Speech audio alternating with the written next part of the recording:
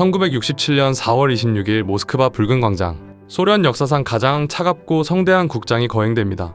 그 유해가 안치될 장소는 크렘린 벽의 묘역. 국가의 공적을 남긴 자들만이 허락되는 소비에트 연방 최고의 성지입니다. 하지만 그 작은 함에 담기기 전 영웅의 마지막 모습은 참혹했습니다. 추락의 충격과 화염으로 인해 인간의 형태를 잃고 주먹만하게 타버린 자네.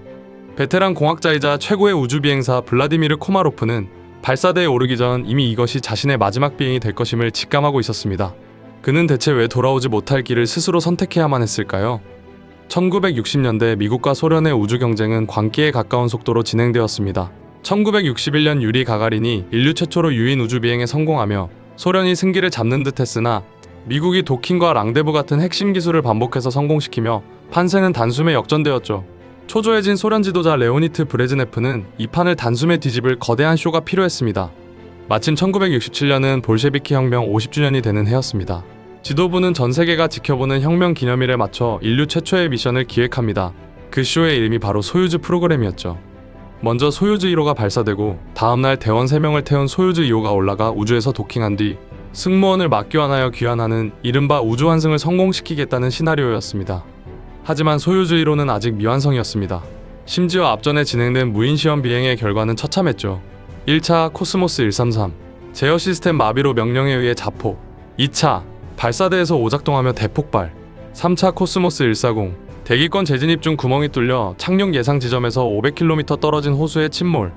단 한 번도 온전하게 돌아온 적 없는 기체. 공학적으로 이 우주선은 궤도에 올리는 순간 실패가 확정된 상태였습니다. 유리 가가린을 포함한 엔지니어들이 발사를 멈추기 위해 필사적으로 소유즈 1호의 결함 리스트를 쏟아냈지만 혁명의 축제에 찬물을 끼얹을 수 있는 사람은 아무도 없었죠. 주 조종사로 선발된 블라디미르 코마로프는 베테랑 전투기 조종사이자 항공우주 전문공학자였습니다. 그렇기에 누구보다 이 우주선의 상태를 정확히 꿰뚫고 있었습니다. 하지만 그가 탑승을 거부하는 순간 예비 조종사인 유리 가가린이 그 죽음의 좌석에 앉아야 했습니다. 코마로프에게 유리 가가린은 지켜야 할 국가적 자산인 동시에 가장 소중한 친구였습니다. 그는 가가린을 사지로 내몰 수 없었습니다.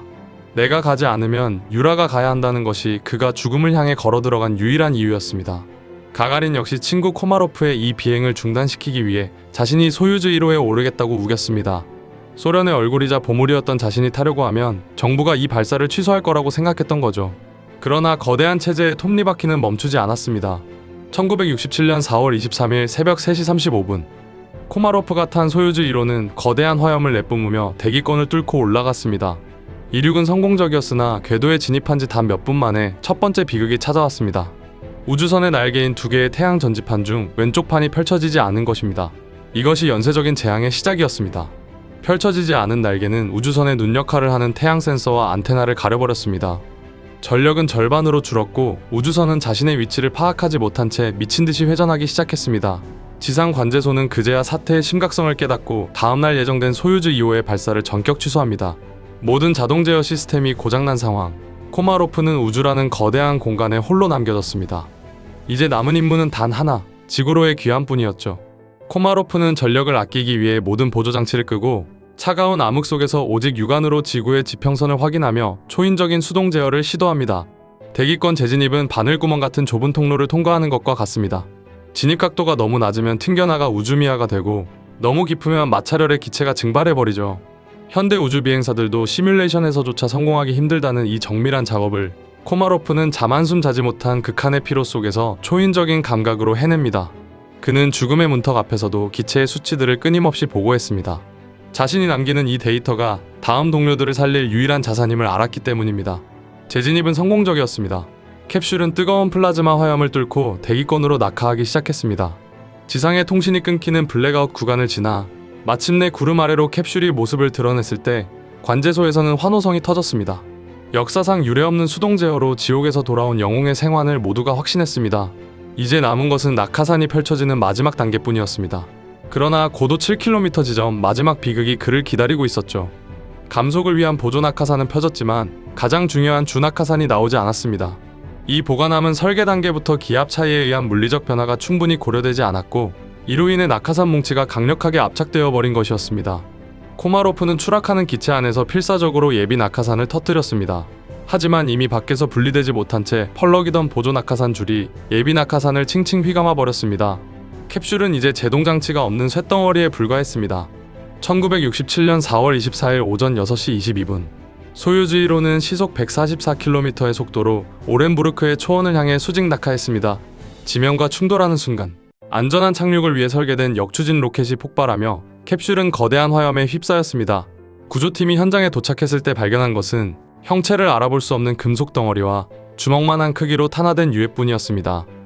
사후 조사는 더욱 허망했습니다.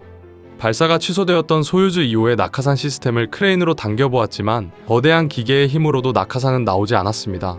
코마로프가 우주에서 어떤 초인적인 노력을 했어도 소유주 2호와 무사히 도킹에 성공했더라도 그는 처음부터 살아서 돌아올 수 없는 운명이었던 셈입니다.